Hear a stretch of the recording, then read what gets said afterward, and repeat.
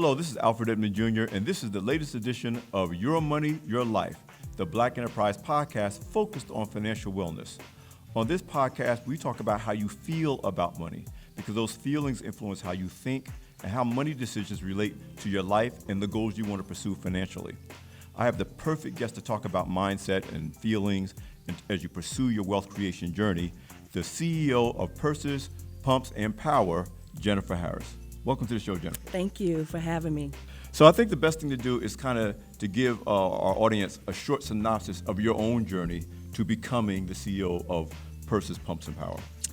Well, that's a great question. So my journey of becoming the CEO of Purses, Pumps, and Power is where I, in the corporate field, felt like I was financially marginalized. And you started out in the tech field. Yes, you were an engineer. I was a network engineer for about 7 years for a huge corporation. Right. And in that, I found, of course, women in engineering make, 50, 60 cents on the dollar.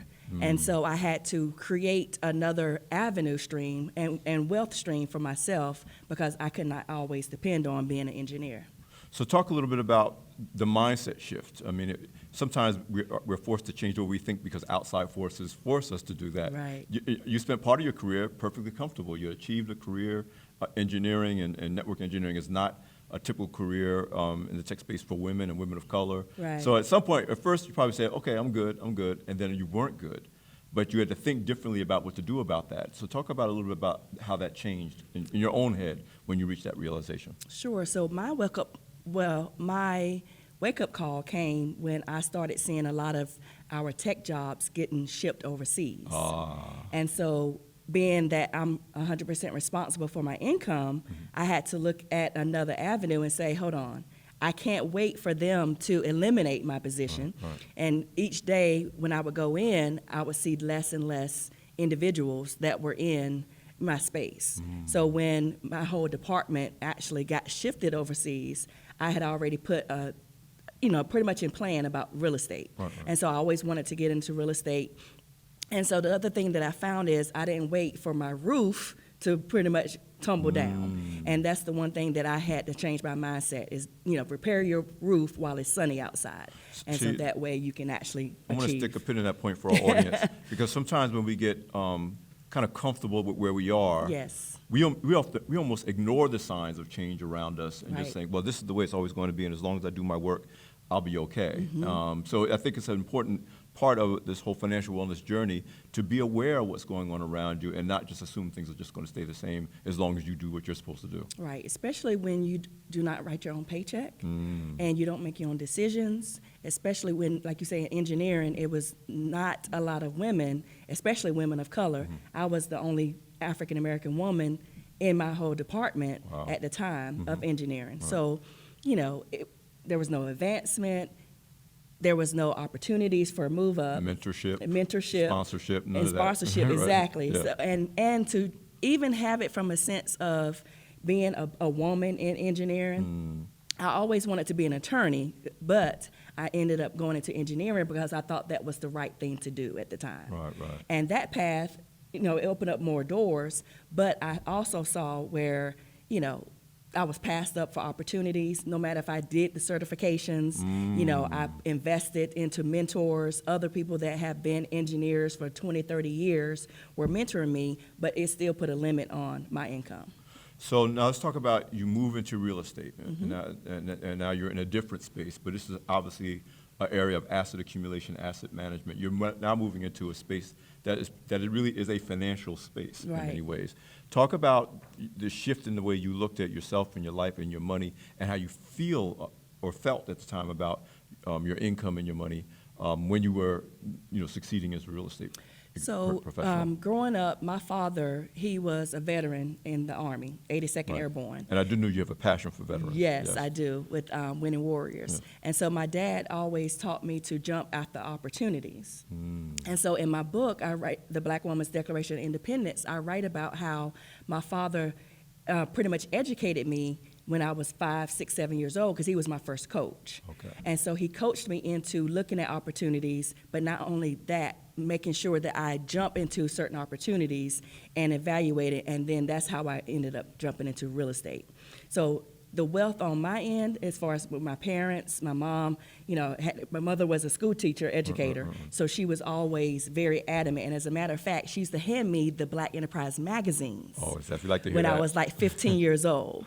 And so just to be here in this, I mean, she's passed on, but just to be here now, sitting with you at Black Enterprise, it's a whole dream come true.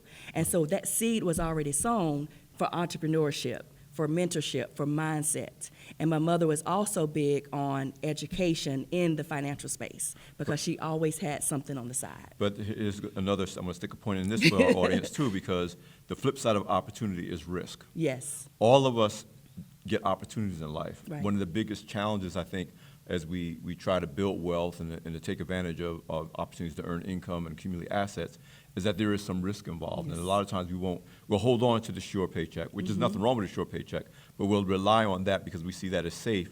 And investing in real estate or buying stocks or doing some other things is risky. So it sounds like you were groomed to accept risk as part of the process, and that allowed you to move forward. Is that true?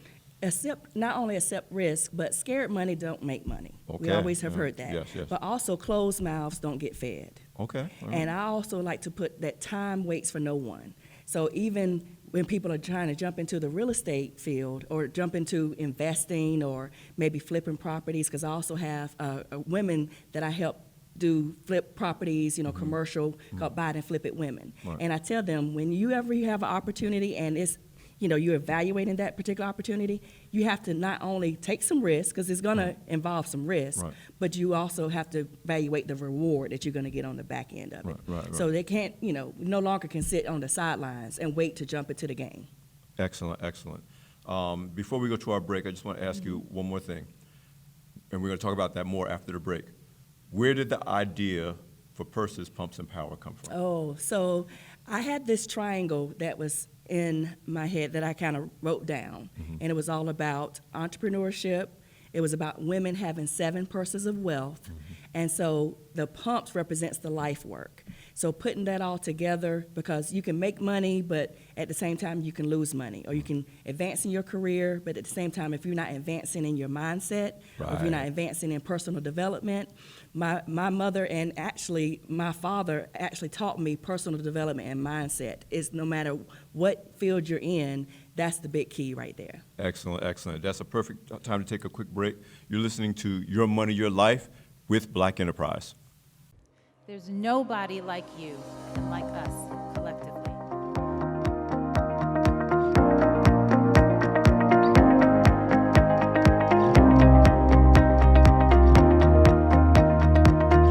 Brown person on your team in a space.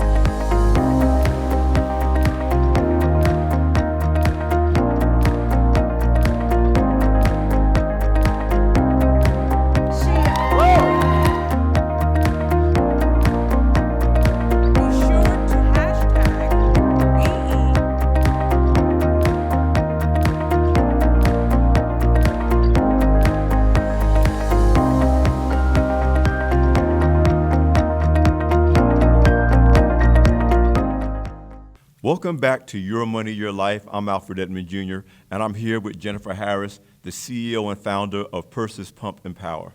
Listen, we were talking about your 7 purses and how that kind of defines what drives you, if you will, so that you do something with the information and the opportunities that may come across your path as you take this financial journey, look for income opportunities, look for wealth creation opportunities. So talk a little bit more about the 7 purses that's part of your whole system. Sure. So the 7 purses of wealth, you have real estate purse, you have stocks purse, you have your career purse, investments purse.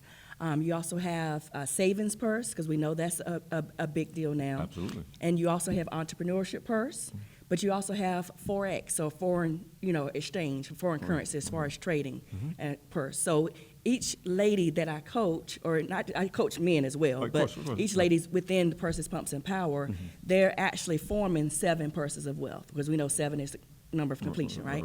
So as 7 purses of wealth, they can sit here and start with maybe their career, and then they can jump into the real estate, or they can jump into stocks, or they can jump into entrepreneurship. And so there's a category for each lady because everyone is kind of different, Right. but they can actually form which purse that they want to really go after. And some of them go after more. Well, what I like about that, and we've done, I forgot what episode of this podcast it is, and even though we've interviewed different guests from all kinds of different walks of life, ranging from Angela Yee from the Breakfast Club to, we talked to a bunch of people, men and women. Right. But the common thread that seems always to come out is the idea that you should diversify. Yes. And so it's good to have multiple purses because at any given point in time, Something one can might happen. work better for you That's than the right. other based on your lifestyle, Right. based on the economy, based Right. on, real estate is cold right now, but That's right. investing is hot, or my business is in a transition, but I got these other things. Exactly. We're a big, at least I'm personally a big believer as the host of this podcast, Right. that you need to have enough diversification so that when things change, it'll impact you, but it won't totally disrupt your Right. ability to keep moving forward towards your And, goals. and that's what happened with me in engineering. Perfect, yeah. I was an engineer, of course, and they shifted my schedule to weekend nights. Oh, wow. Now, come on. Right. that's That's a big no hit life. to lifestyle, right? Yeah. A big hit to and lifestyle. matters. Exactly. I tell people, if your lifestyle won't work, no matter what the so-called ROI is for a financial choice, Right. you either won't make that choice That's because of right. the lifestyle problems, or you'll make the choice and you'll regret it. And that Exactly. means whatever you get back won't even be worth it to you. Right. And then what's the point? Exactly. So as my career was pretty stalled, because like I said, the jobs were being shipped overseas, I took that opportunity to jump into my own, self-worth, my own dreams and aspirations, and that's when I started doing real estate. But I was able to do real estate full-time while keeping my corporate engineer job. So when those jobs got shipped overseas, I did that for like 6 months, and I didn't have the income stop. But what do you tell people who are afraid? Mm-hmm. I don't know how often you dealt with fear about, I'm doing a wide variety of things in this stage of my life, and I always tell people, you're always going to think maybe this is not the way to go, or maybe this isn't going to work. Right. But the worst thing you can do is freeze. You Right. got to keep acting and Right. trying, and not everything's going to hit. Yes. But if you don't shoot the shot, you won't make the Right. shot. So talk to me as a young woman, independent, on your own, and knowing that you're really betting on you to Right. make this work. And if it doesn't work, bills still got to be paid. You still got to eat. There's Exactly. things you want. Talk about navigating that emotionally as you try out new things and you pursue new things, even start new things Right. like Purses Pump and Power. So in that navigation, I actually set a plan. And I knew that I didn't want to be in engineering forever. Right. And of course, they do that too because they eliminated my position, Right, or eliminated the whole department. Right. So in that, I said, okay, what is my game plan? What is my next, 3 to 5 year outcome? Where do I want to be 10 years from now? Because the 10 years is going to come by no matter Right, what. right. If you do nothing. If you do 10 years nothing, is still gonna come. right? And like as they say, a bird gets shot. You don't make a decision, a bird gets shot the same way Exactly. on either side. Right, So right. you're better off taking a risk on yourself, and even if you fail, you know that you tried. Right. And at the same time, that's all what successful people have done. Yes. Even if it doesn't matter if you're in real estate, it doesn't matter if you're in the media space like you are. Companies have failed all the time, but you got to learn from that. Right. And when you take a chance on yourself, you're putting yourself out there. And I'm a big believer that you manifest what it is that you want your outcome to be. So you've done through your organization, through your coaching, through multiple groups. What I say is really multi-generational wealth creation, which I said goes beyond what you tell your children and they tell their Yes. children. It's taking what you know and planting seeds in others so you can have a multiplier effect. Absolutely. So between the organizations you founded, but even I want you to talk about the book, which is another way of getting your learnings and teachings out to other people so they can duplicate your success and even build on that. So talk about the book that you wrote and what your goal was for that. And let's make sure we let our audience see it. And So- tell them how they can find it as well. So the book that I wrote, the Black Woman's Declaration of Independence, they can actually go to pursespunpsandpower.com Excellent. and find it there. But the reason why I wrote the book is because my mother was always, even though she was a great teacher, a great leader, in the spiritual space, of course being a teacher, and of course being married to my father, they were together almost like 50 plus years. Wow. And so, but I always saw my mother be independent of what my dad, she didn't wait for my father to say, oh, go do this or go do that. And so, but she also taught me to declare things in my life. And so, declare to be free from, frivolous debt or be free to, entrepreneurship, to go after those particular dreams. And so in the book, I have 10 declarations that I have for women to go by. Free to be you. Because oftentimes we're trying to be somebody else. Oh, yeah. And in the space of, especially with African American women, we're overlooked. Well, we talk about this in another business Yes. I won't talk about on this show right now. Even though I've mentioned it before. Me and my wife have a company called The Grown Zone. And one of the important things, particularly with women and often with women of color, is you're taught to meet everyone else's needs and help their Expectations, dreams right. come true first. That's right. And then if there's something left over, Right. maybe you do something for yourself, Right. which But- obviously is but not black really. women are always coming to the rescue. Exactly. So listen, we could talk forever and ever and Yes. ever. Thank you so much for joining us on Your Money, Your Life, Jennifer. Please follow Jennifer. Where can they follow you? You can follow me, jenniferharris.com or Excellent. persispumpsandpower.com. Excellent. Thank you for being on the show. You've been listening to Your Money, Your Life, the Black Enterprise podcast focused on financial wellness. And I'm your host, Alfred Edmond Jr.